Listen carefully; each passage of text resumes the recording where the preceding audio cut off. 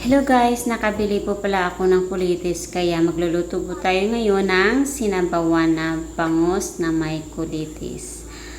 At ito nga guys, pag kumulo na po yung tubig ay ilagay na po natin yung mga isda at saka nilagyan ko po ng sibuyas at saka yung kamatis.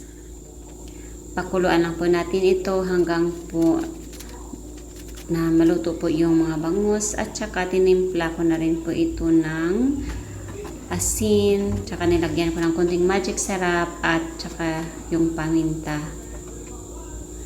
Wala po kasi akong batuan guys, kaya nilagyan ko lang po ito ng sinigang mix at saka nilagyan ko rin po ng paitan o yung mahabang sili po.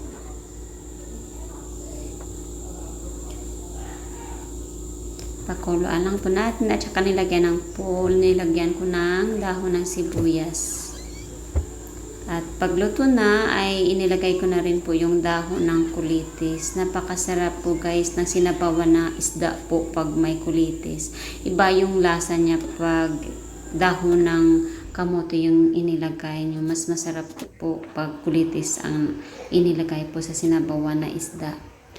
At ito nga guys, luto na po ang ating sinabawan na bangus na may kulitis. Kaya higop naman po tayo ng sabaw po.